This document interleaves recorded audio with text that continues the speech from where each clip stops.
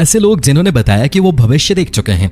दोस्तों, अभी तक भविष्य में जाने की बात को लेकर बहस चलती रहती है, लेकिन कुछ लोग ऐसे भी हैं जिन्होंने ये दावा किया है कि वो भविष्य से वापस आए हैं, और वो तो यहाँ तक कहते हैं कि वो दूसरी दुनिया भी देख चुके हैं।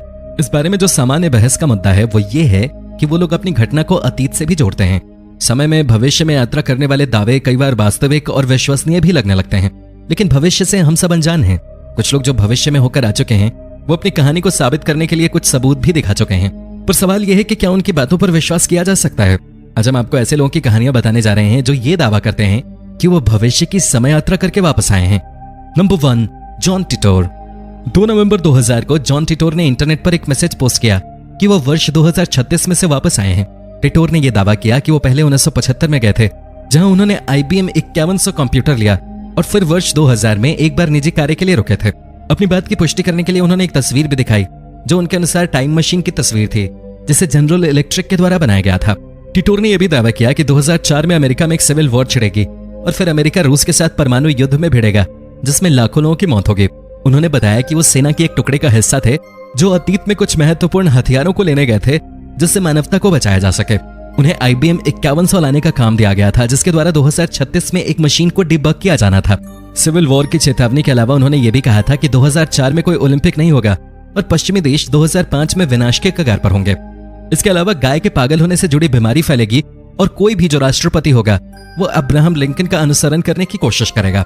टिटोर ने अपने साथ कुछ लोगों को ले जाने की बात करी, पर उनकी भविष्यवाणी की तरह यह कभी नहीं हुआ, क्योंकि मार्च 2001 में वह अचानक से गायब हो गए थे। Number 2, Andrew बेसियागो। एंड्रयू पेशे से एक वकील हैं और समय में यात्रा करने का वो भी दावा करते हैं। वो केवल भविष्य ही नहीं बल्कि उनके अनुसार वो अतीत और चंद्रमा का सफर भी तय कर चुके हैं। उनके अनुसार 1981 में वो नवयुवक बराक ओबामा और विलियम स्टिलिंग्स के साथ चांद पर गए थे, जहां वो defence advance research project agency के उस प्रयास में शामिल थे जो टाइम मशीन बना रहे थे। उनके दावे के अनुसार उस प्रोजेक्ट, जिसका नाम पेगासस था, वो 1968 से लेकर 1972 तक एक्टिव था और उससे टाइम मशीन का निर्माण हुआ था। उन्होंने कहा कि वो उस मशीन के द्वारा 1863 में गए थे, जब उन्होंने अब्राहम लिंकन का एक भाषण सुना था। इसके अलावा उन्होंने ये भी कहा कि अमेरिकी सरकार इस मशीन का उपयोग ज्यादातर समय अतीत और भविष्य को कम करने के लिए सैन्य शक्ति को लगाने के लिए करती थी। Number 3, brand Johnson. 2017 में कैस्पर के पुलिस वालों को एक शराबी व्यक्ति से निपटने के लिए बुलाया गया जो सड़कों पर घूम रहा था।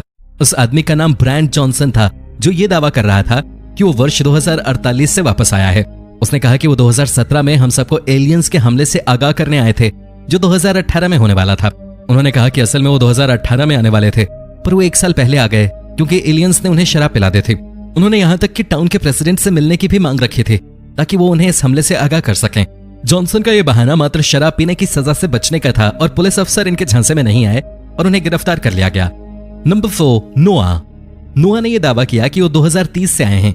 उनके द्वारा यूट्यूब पर पोस्ट किए गए एक वीडियो के अनुसार आर्टिफिशियल इंटेलिजेंस लागू हो चुकी थी, बिटकॉइन एक मान्य करेंसी बन चुकी थी, मौसम में बदलाव आ चुका था जिसके कारण नॉर्थ अमेरिका का मौसम गर्म हो चुका था और यूरोप का ठंडा। उन्होंने ये भी कहा कि इलेक्ट्रिक कार काफी विश्वसनीय हो चुकी थी, लोग कई बार चंद्रमा की यात्रा कर चुके थे और कैंसर का इलाज मिल चुका था।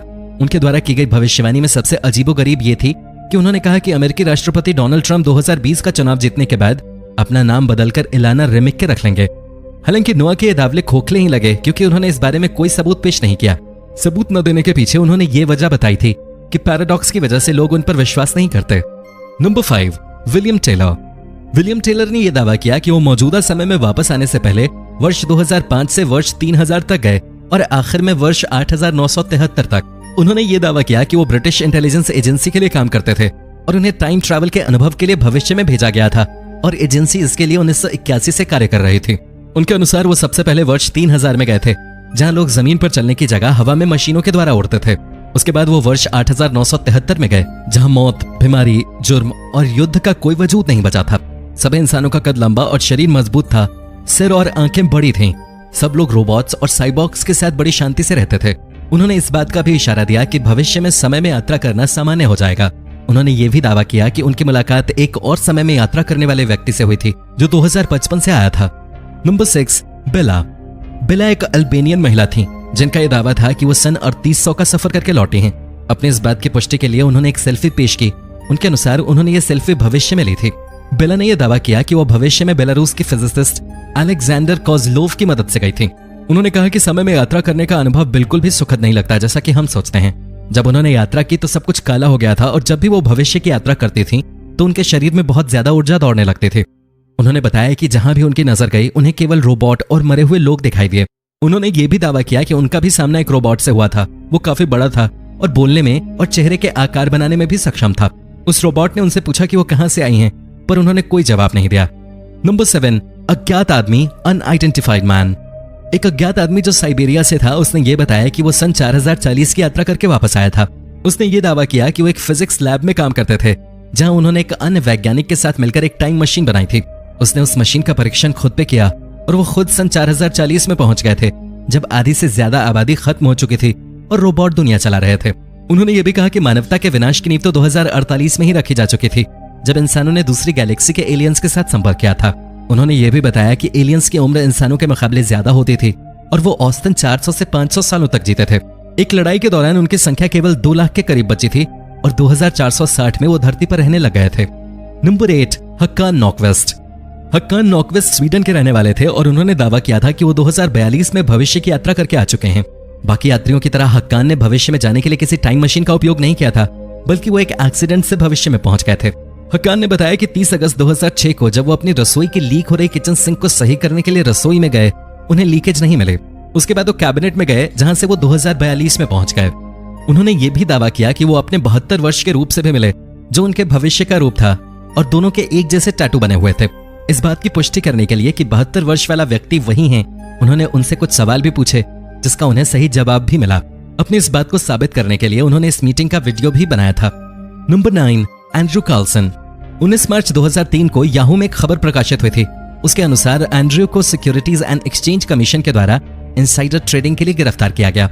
एंड्रयू ने सफलतापूर्वक 126 हाई रिस्क स्टॉक्स की खरीदारी की, जिससे उनकी 800 की इन्वेस्टमेंट 2 सप्ताह में 350 मिलियन की हो गई थी, वो भी वित्तीय संकट के समय जब बाकी निवेशकों के पैसे डूब रहे थे। एंड्रयू ने किसी भी तरह की इनसाइडर ट्रेडिंग की बात को नकार दिया और कहा कि वो सन 2256 से वापस आए हैं। आपको बता दें कि उन्होंने ये स्टॉक्स 2003 में खरीदे थे। उन्होंने कहा कि सबको पता है कि 2003 में स्टॉक मार्केट बर्बाद हो गई थी, तो केवल इसलिए वापस आए हैं कि क्या पता वो कुछ पैसे बना लें। Number 10, Michael Philips. फिलिप्स के अनुसार वो 2070 से 2018 में वापस आए थे, वो भी एक लड़ाई को रोकने के लिए जो 2019 में होने थे। इस वजह से तीसरा विश्व युद्ध हो सकता था और ये इतना भयावह होता कि पहला और दूसरा विश्व युद्ध इसके आगे बच्चों का खेल लगता।